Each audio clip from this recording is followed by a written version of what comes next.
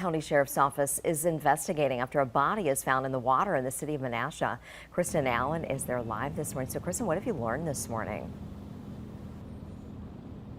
Well, they're not releasing a lot of information at this point. We're still working to learn new details, but the Winnebago County Sheriff's Office says that the body was pulled from the water in Menasha between Racine and Tayco streets yesterday evening. They have not released the identity of this person, how long the person had been there, or how they were alerted to finding the body. They say the investigation is ongoing. As I said, we are working to learn new details and will bring you the latest developments as we learn them this morning. Reporting live in Menasha, Kristen Allen, Action 2 News.